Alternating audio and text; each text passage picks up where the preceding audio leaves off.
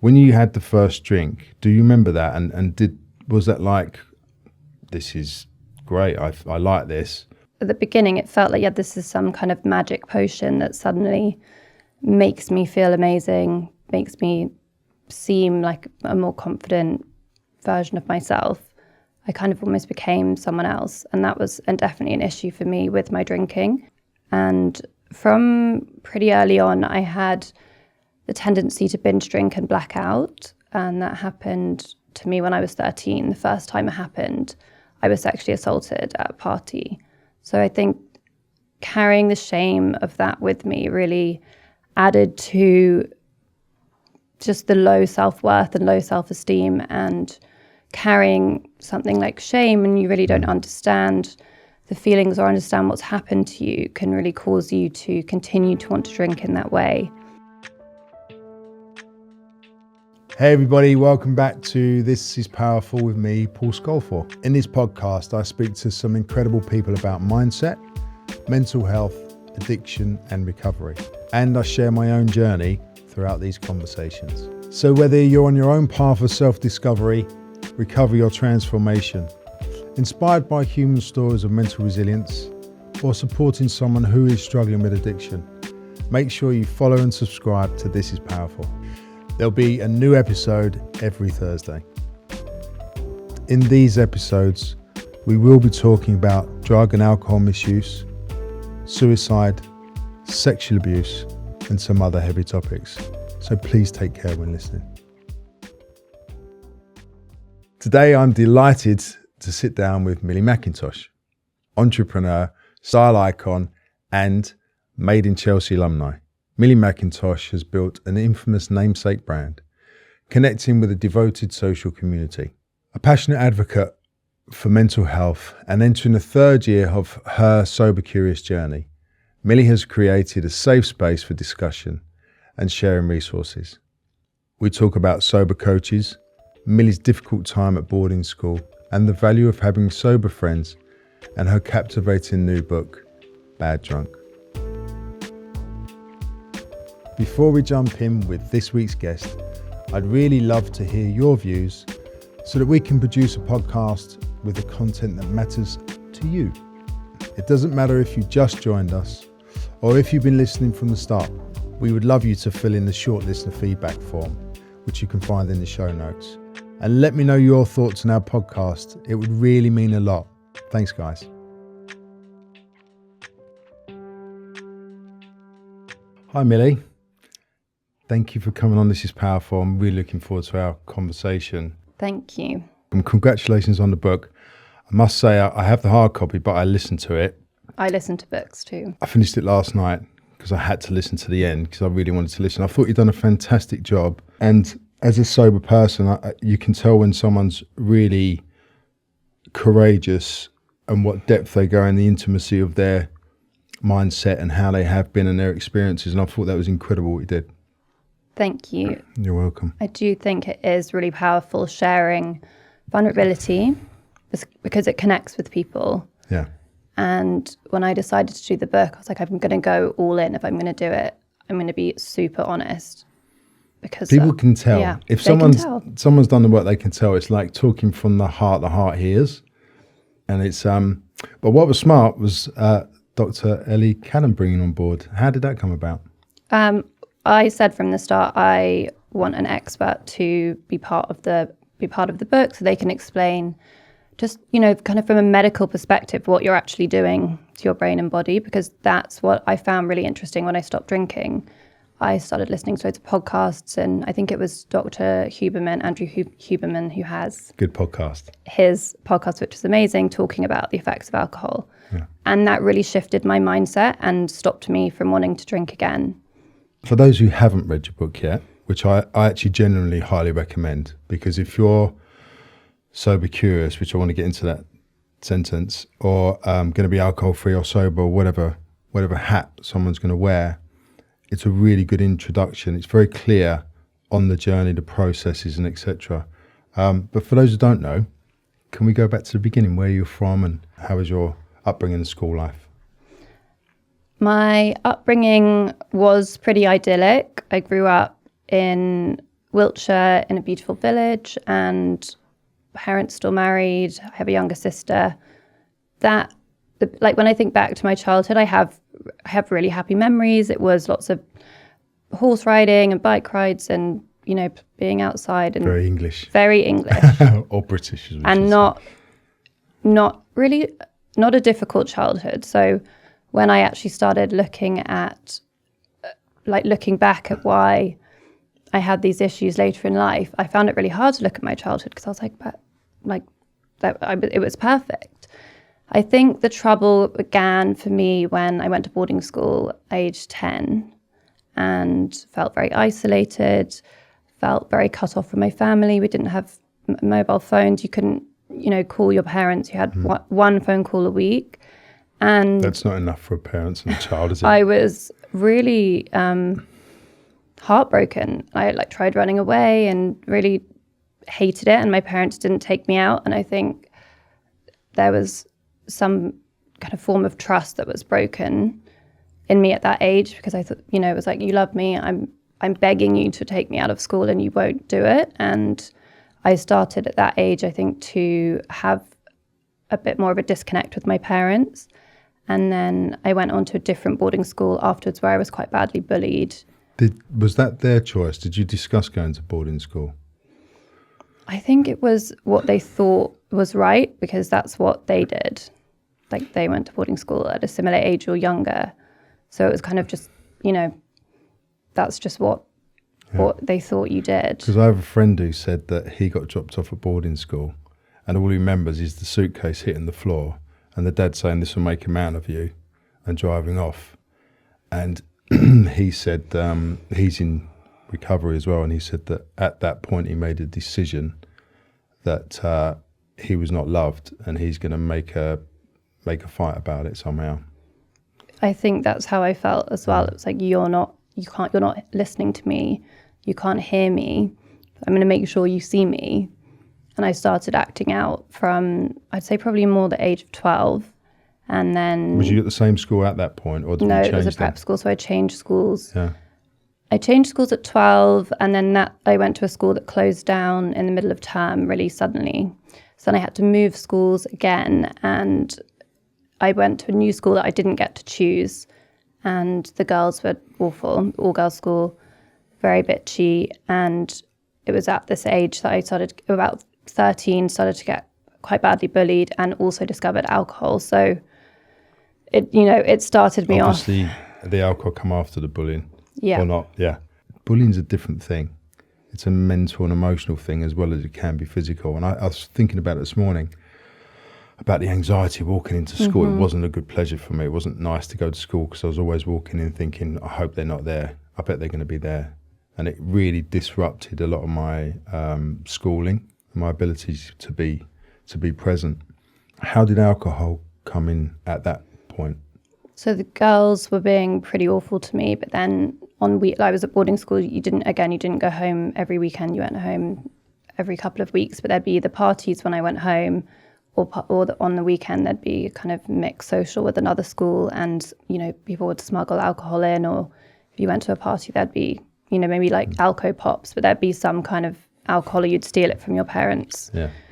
Fill up a water bottle and then have it in your bag. And I just remember being like so keen to try everything and just be kind of disruptive. I wanted to push the boundaries. When your power's taken away from you, it's trying to, for me anyway, I tried to empower myself by taking control back, whether it was smoking or drinking or naughty things. And it did make me feel like I've got a bit of power back because they've taken it away from me. Is that kind of I think that really resonates. Yeah. I hadn't put it like that before, but that does make sense. You're like, you can't tell me what to do. I'm going to... Literally, yeah. No. Yeah. So it started around that age, and the bullying had made me really insecure.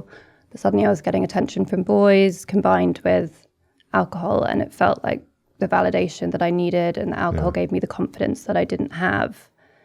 And when I drank to oblivion, I could forget about the bullying and forget about the anxiety that I was feeling every day. But I didn't understand anxiety at that age. We didn't really talk about it. I didn't have any concept of my mental health or how I was feeling.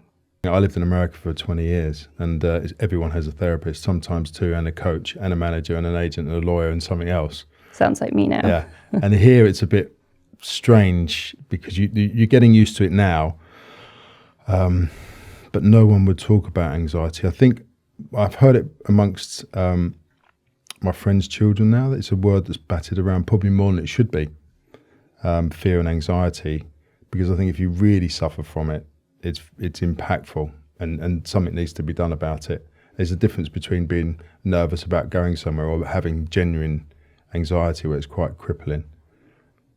When you had the first drink, do you remember that? And was that like, this is great, I like this?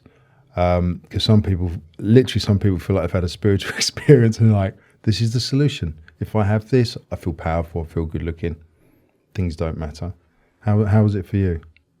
I think at the beginning it felt like, this is some kind of magic potion that suddenly makes me feel amazing, makes me seem like a more confident version of myself. I kind of almost became someone else. And that was definitely an issue for me with my drinking. I think some people, they drink and they become maybe a little bit more chatty, a bit more just like a more bubbly version of themselves, but they don't change into someone else. Yeah.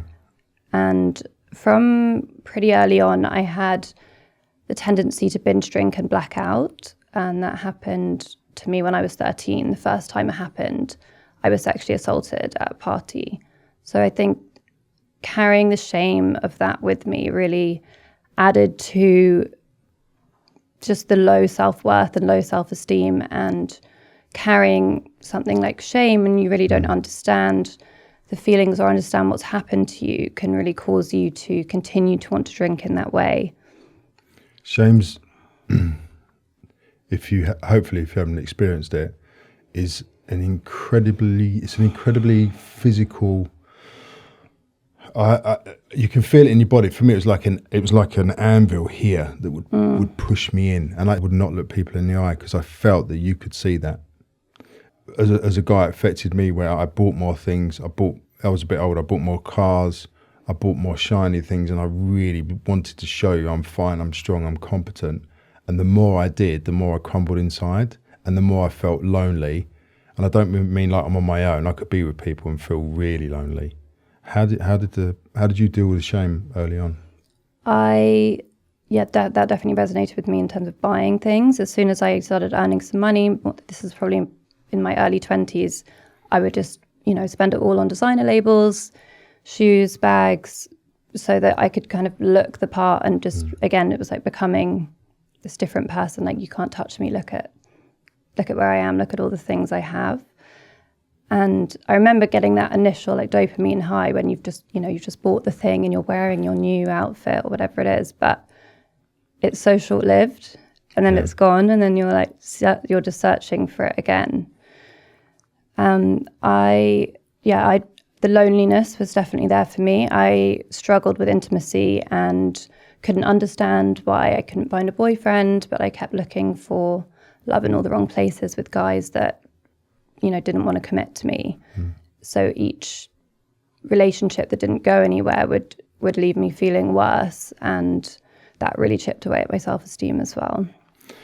I remember having lots of relationships as well, and I was desperate, is the word that I would never use before, to try and have this person, I guess, fix me, make me feel better. Try and fill that hole that I always felt I had.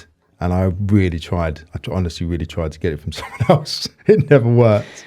And all the ways we try. I remember literally, it was so bad. I remember having my first girlfriend, what was this, 16, 17, like long-term girlfriend. She was amazing. She was really lovely and we had a great time. It was probably the time I felt more settled in my life.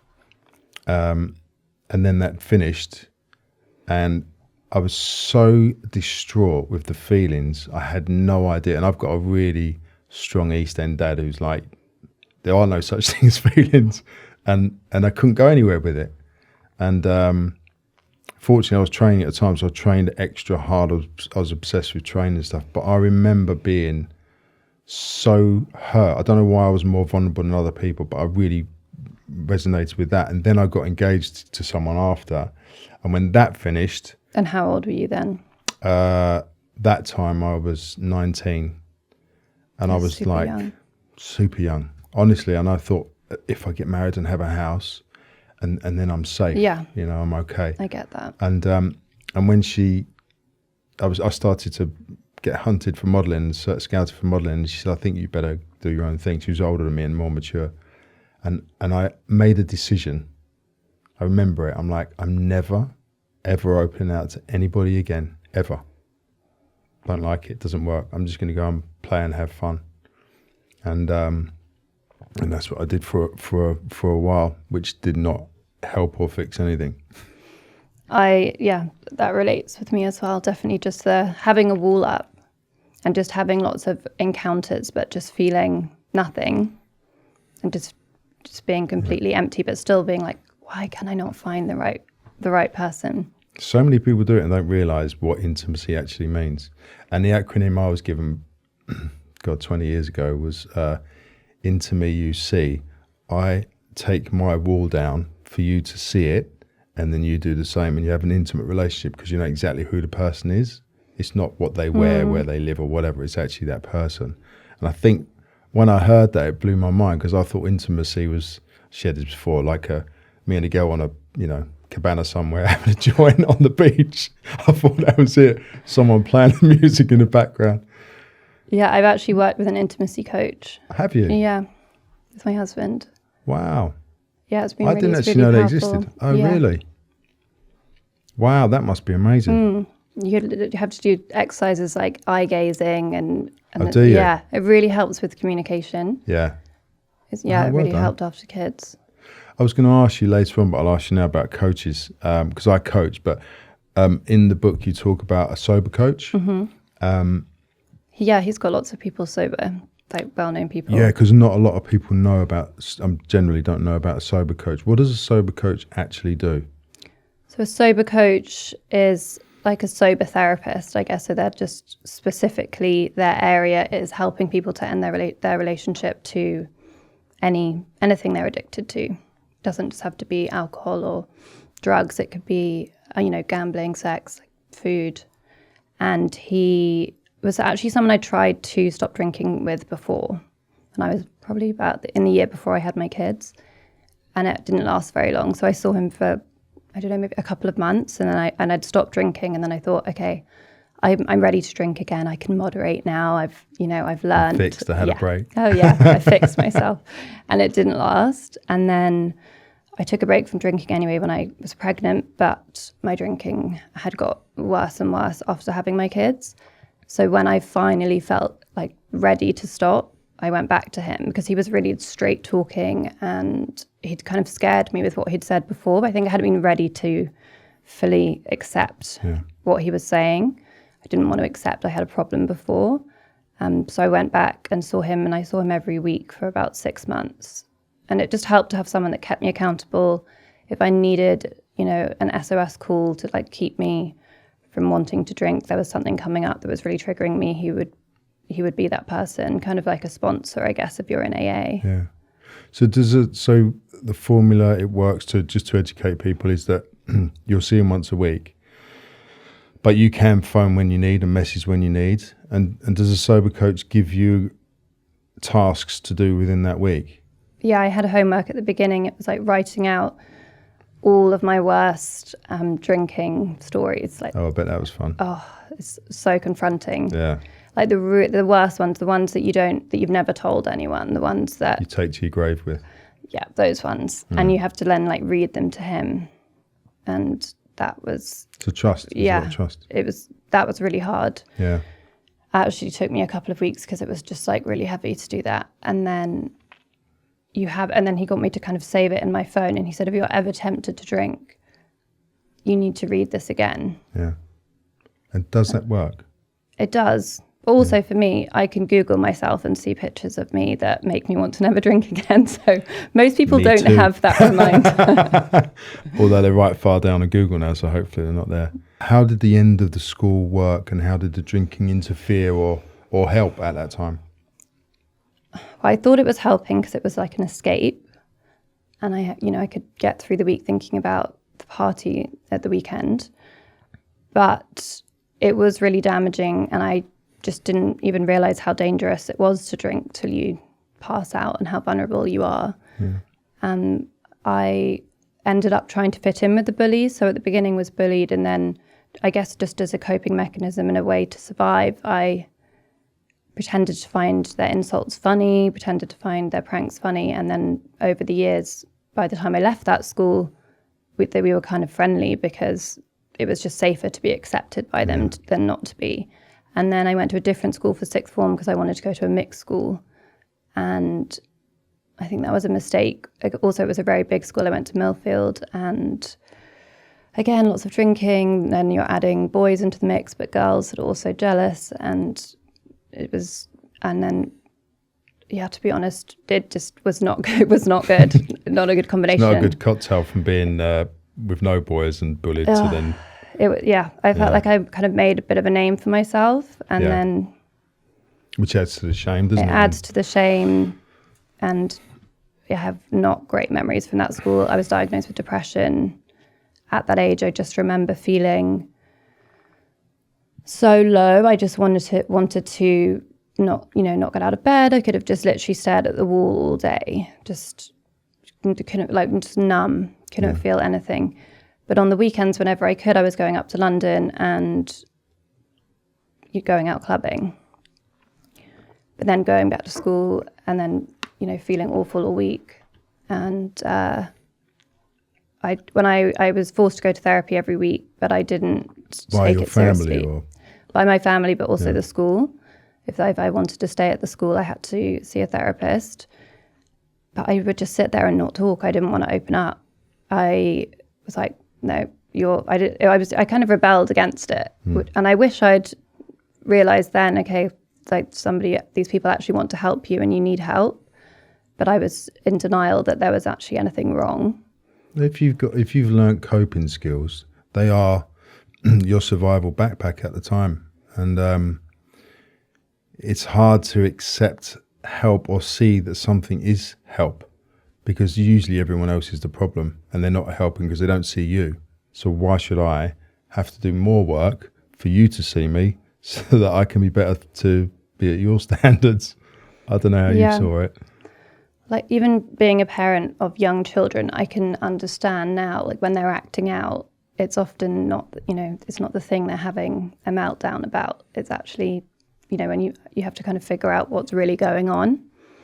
And I think no one figured out what was really going on. Yeah. And I was just constantly in trouble. That's why I think it's really important, because when someone's in trouble, it's because usually they're troubled. And exactly. It's hard to have the energy. I know my smaller one, she's brilliant, but she can perform. And if I'm tired, we bat up against each other. And hopefully, most of the time, I have the energy, and I'll just sit on the floor quiet and just talk to her, and she'll calm down and come down to me, and then we end up just talking, which is incredible because I never had that before for me, and I didn't have the toolkit. It's the same with my eldest. Yeah. And that's precious, isn't it? Because you can take what you didn't have to help the next generation. Yeah, it's not just like, stop crying, be quiet, go to your room. Yeah. It's like I have to, even when I'm like, she's really triggering me, I've got to go and sit with her and never leave her to just go and sulk alone. Because I know it's in that moment when you're sulking that you're just hating yourself. Yeah. And I remember always getting upset and just running off and going and hiding somewhere in a cupboard and just being like, I'm so angry, I'm going to show you how angry I am. Yeah. But you're also angry at yourself. So yeah, it's forcing me to do actually a lot of inner work, having kids that trigger me. Yeah. It's a good thing. And it's really good to explain that again, because you can see therapists and see other people, but when you hear stories from people who've experienced troubles and pain, and you understand the recipe. So then there's a solution there, isn't there, for it? But I feel that the moments I have with my little one where we are eye to eye, she laughs anyway because I see the light in her. So she makes me smile, then she smiles, and then we laugh it off. But I remember doing exactly the same thing. I remember getting a little backpack and a water bottle, and I'm running away. I was about 6. I made it behind the fence at the garden because I was too scared to go down the road. Sat there for 20 minutes, froze, and then went back in. But it was about, I'll punish you because I feel bad about me. Yeah, I definitely did that. So was it a celebration leaving school? Yes, I remember being so glad to leave. I thought, okay, school was the problem. I'm leaving school, so now everything's going to be fine.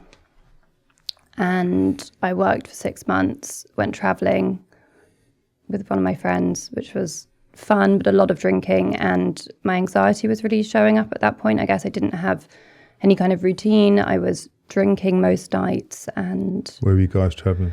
Australia, Bali, Australia and Thailand. Nice. It was fun, but I came back and my anxiety was worse than ever. But I decided at that age to move to London because I'd made friends up there and it was cooling. I just thought that was where you would go to have fun. Yeah. So I moved to London and thought, okay, I've got no one controlling me, living with friends. I'm 18, so I've been at boarding school since I was 10. So I was already pretty independent, but kind of scarily independent, actually, looking back. And then I was just an 18-year-old girl going out clubbing most nights of the week because that's just what everyone else was doing. Yeah. Again, just looking for that validation, looking for the dopamine, looking for the fun. Did you find it? Oh, yeah. I do have some good memories of that time, but then also there was a lot of anxiety not being able to leave the house for days after a particularly big night and just festering at home. What did you do on those days? Because I always remember that in my last year and a half, but particularly the last 6 months, it was really bad actually. I wouldn't even go out a few nights a week, so I couldn't get out the door. And the day after, I'd usually do like a 2-day stint. So I'd go out for a bit and I'd just come home and carry on my own, which was a fun party, not. And just I would just eat heavy carbs, really rubbish food. Yeah, it's like you're doing more damage to yourself as a kind of punishment. Yeah. But it's also what your body's craving after a bender, right? You just want processed crap. You want, heavy, like fried food that's going to help with your hangover. But it's kind of like double whammy of damage to the body. Yeah. And it feeds into how horrible you're feeling. For me, it would be, eating, like a whole pizza and then feeling guilty about how many calories I'd eaten. Yeah, I mean, being a model, it wasn't a good idea to do that when I was doing it, but it gave me a fear. It was like taking a Valium for me. The heavy food would just knock me out. Then I'd wake up and I'd be like, I don't have to, because I made a lot of money at that point. I don't have to work. And it was sad. Actually, it was really sad. It stops you living your life. I remember cancelling a lot of things because my anxiety was so bad as a result of partying the night before that. And I actually was self-medicating a lot with Xanax from in my early 20s. Yeah. And I would take it so I could go out again, which is really scary.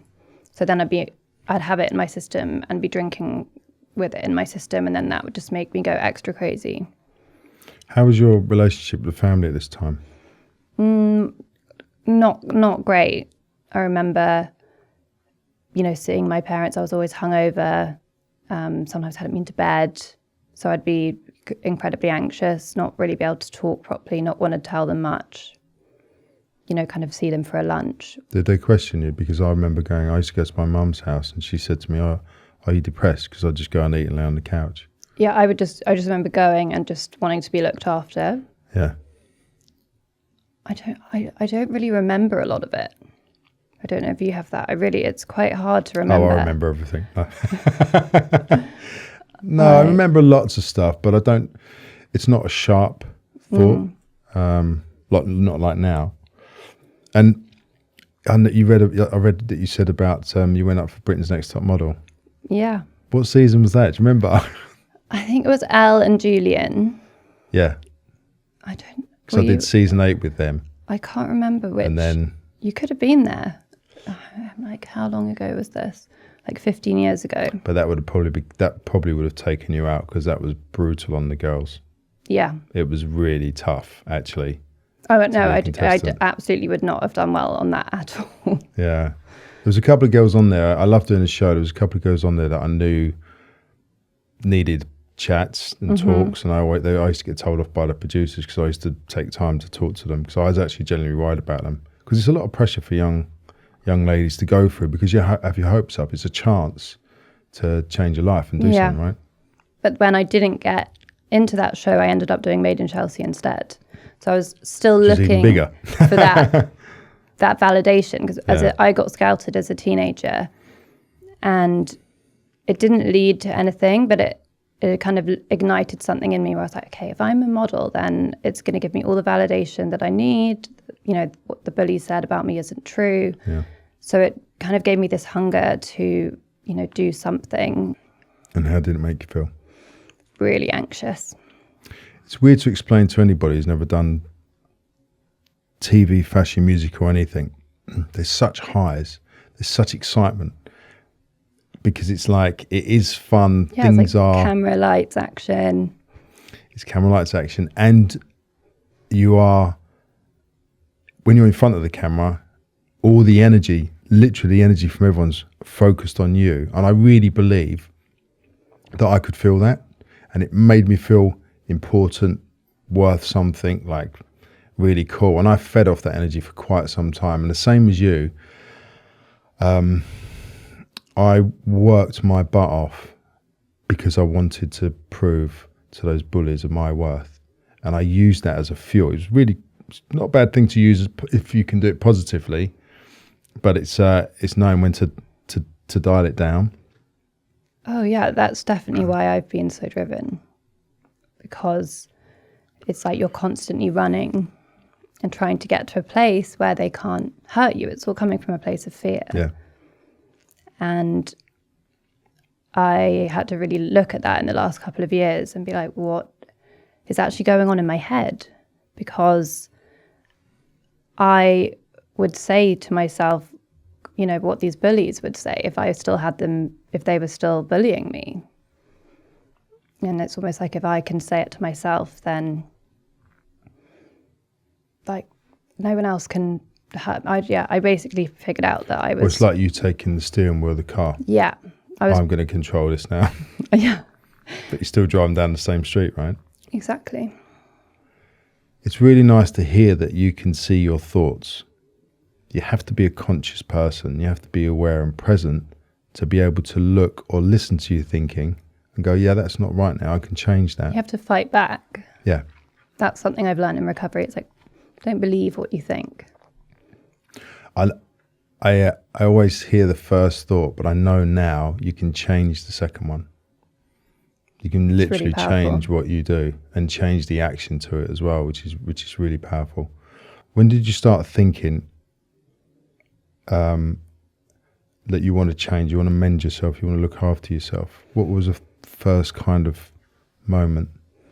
So in my 20s, I convinced myself I had a kind of balanced lifestyle because I'd party on the weekend and then during the week it would be like gym and eating well and doing all the wellness things, but then having another bender every weekend, or sometimes one in the middle of the week.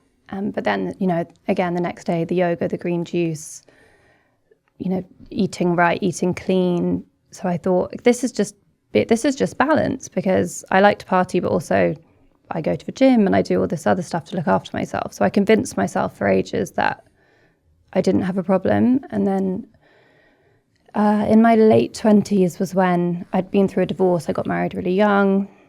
I started to become aware that the kind of binge drinking to blackout was not ideal and that I really didn't have a handle on it. And it would just keep happening and sometimes happen publicly.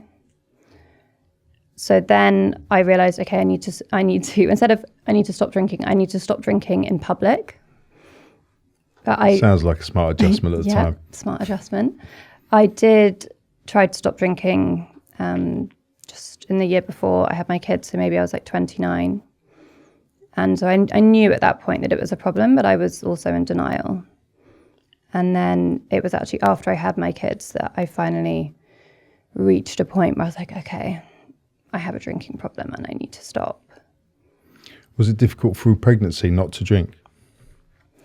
I did have the occasional glass of wine in pregnancy, but what I loved was going to a social event and no one pressuring me to drink. No one saying, come on, let's go out for more drinks after it. Like the night could never go anywhere because I knew I allowed myself one drink, that was it.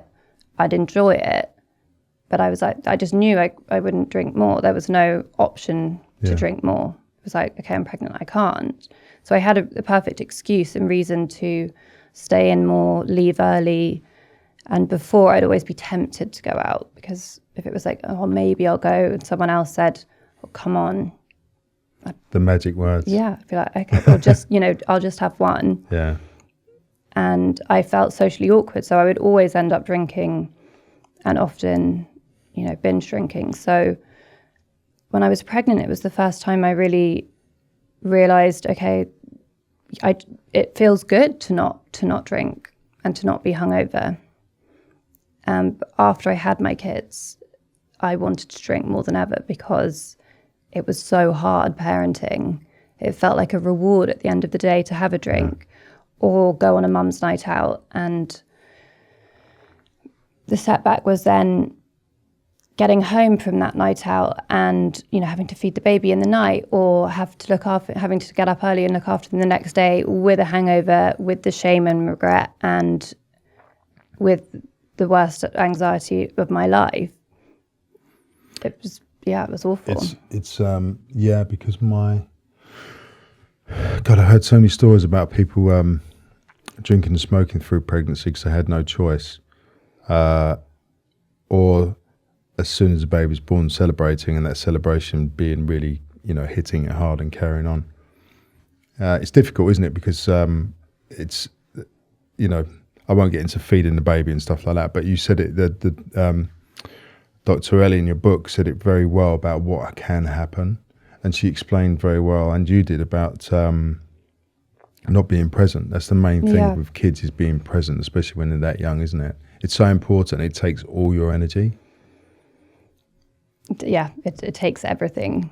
On our first one, we was living in Marylebone, and when we brought her home, I'd read books about it, but I had no idea of experience. And it was funny because I said to my wife, just to let you know, I'm not going to change a nappy. I don't like poo. Like, I can't see it, can't smell it, so I'm not doing it. And she must have been like, perfect. Yeah, she was like, what? And because my dad apparently used to take me to the neighbours if my mum wasn't in to change my nappy. So, but when she was born, she had meconium in her mouth. I had to pull her out, and I snipped the cord, and something's triggered inside me. I'm like, this baby is never going to have anything around her again. She's going to be completely clean. So I was like adamant about changing nappies. Then I went into some weird, I need to be like the superhero in the house. So I didn't sleep either. So I was up when she was feeding, and it lasted 2 days, and I made her a cup of tea, put the tea in the fridge and gave her the milk. And she's like, I think you need to sleep. I was like, yeah, I do. Well, I put countless things in the fridge and like in the microwave, like you're just like in a daze. Yeah. So on the second one, I was like, I'm not doing anything like that. And unfortunately, my wife does drink, but really rarely as well. And there was moments when I thought, I'm so glad that I'm not attracted to alcohol at all whatsoever, because if I was drinking, it would be horrendous, How long have you been sober? Nearly 21 years. Wow. Can't tell, can you? I know I got sober at 10. Yeah, it's a funny thing because sobriety for me is not about the action of taking a drink or not taking a drink. It's about the inside. It's about understanding peer pressure, what you mentioned. And I think that's really difficult. And you said that really well in your book about peer pressure as well. And when you stop drinking, how many people don't like it? Yeah, it's What was your experience it's like with a that? mirror for people. It definitely made people uncomfortable. And people would be like, but you don't have a problem. And it kept reinforcing that if I did have a problem, that was shameful. It wouldn't be okay. Yeah. You know, especially like people in the industry as well. They're like, oh, yeah, you were wasted, but like, you don't have a problem. It's like, yeah, people just have no idea like what their words can do to someone. Like, I'm lucky that I was strong enough in certain situations where people were like, oh, come on, you're not still doing that sober thing, are you? Don't be boring. Or Yeah, it's very derogatory, isn't it? yeah. But now, actually, I think it's really powerful.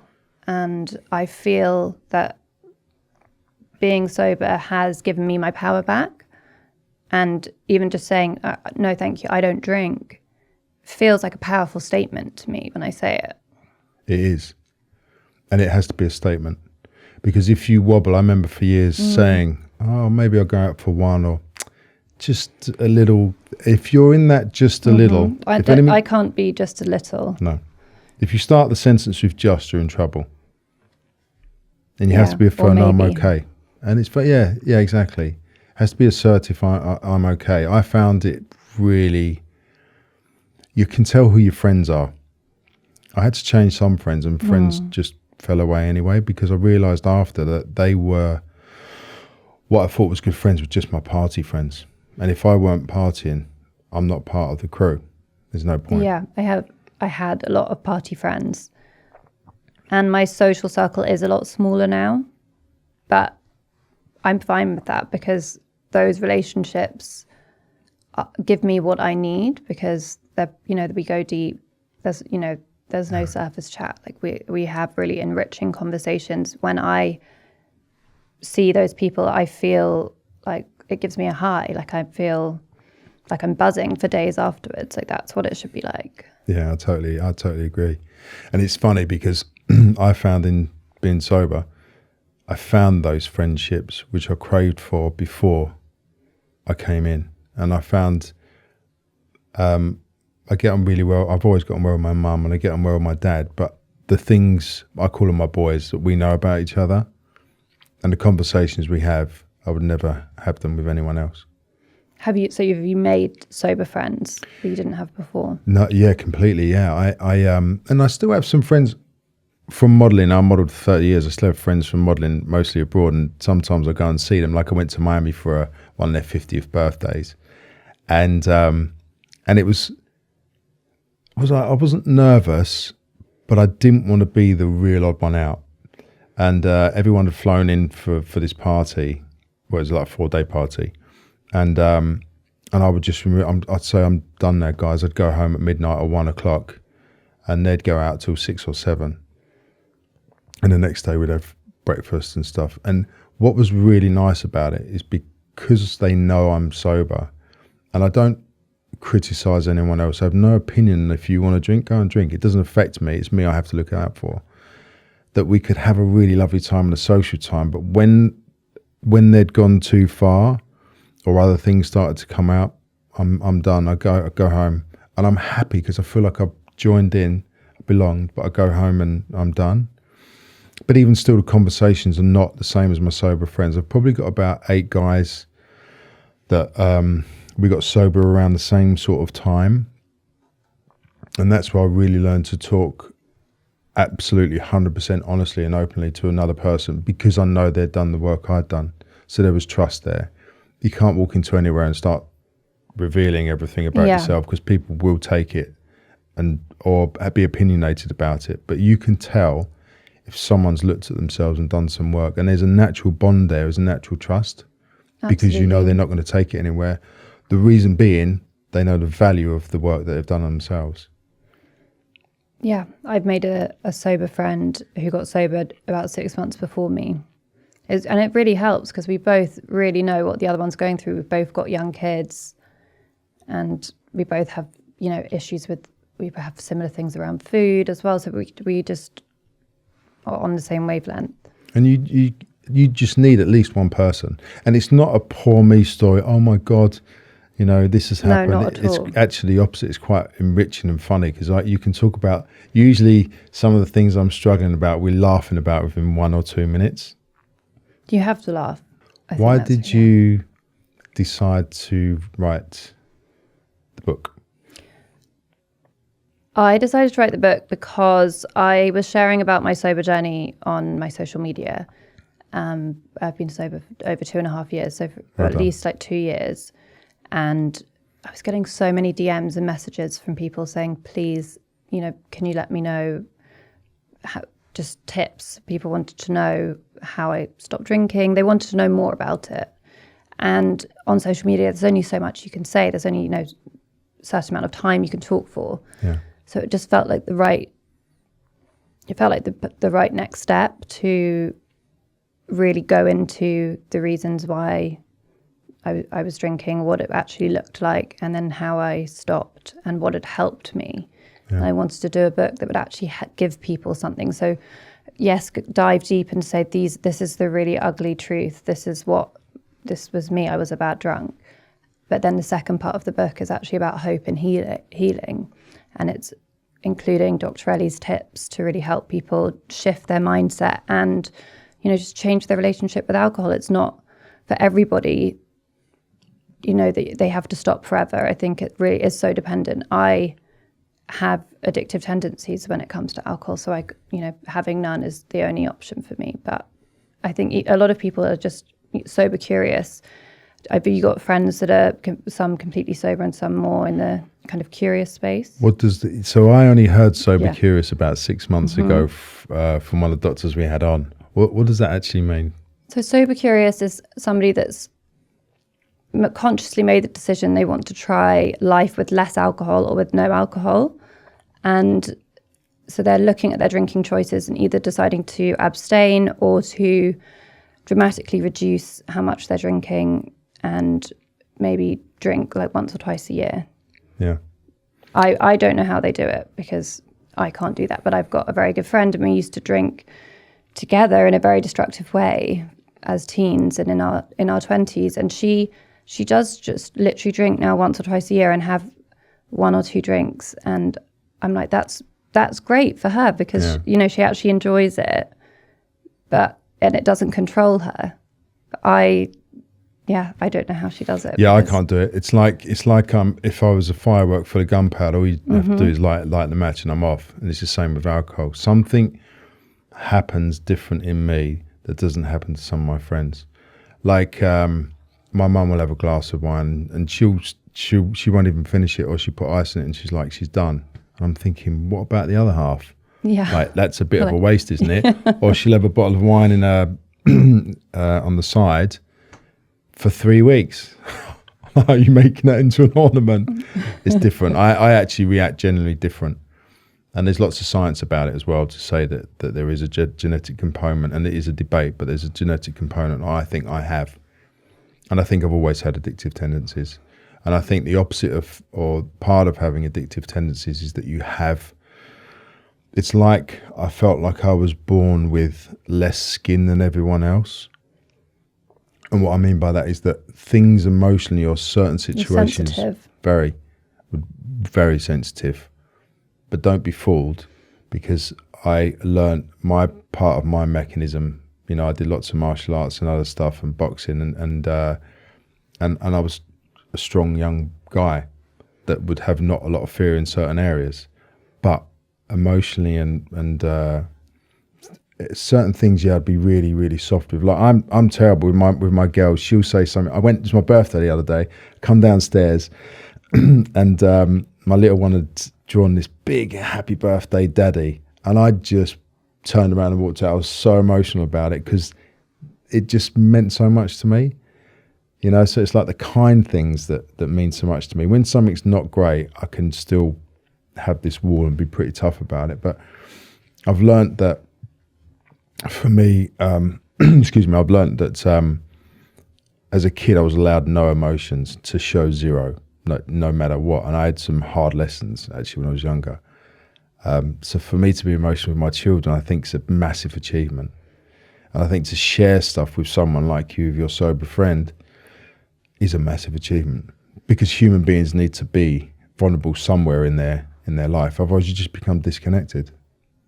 Completely. I think showing emotion to your kids and showing them good emotion like tears is great, but also showing them also sometimes mummy gets cross or mummy is crying because she's actually sad. Yeah.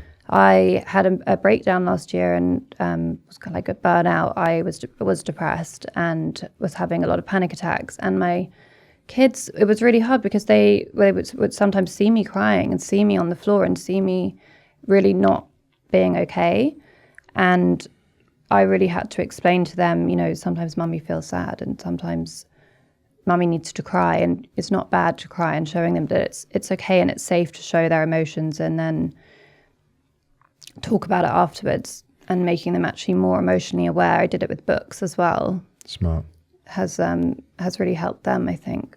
Yeah, because you become it's a wholesome thing to do. Life is like that. It doesn't mean you have to be completely melted all the time.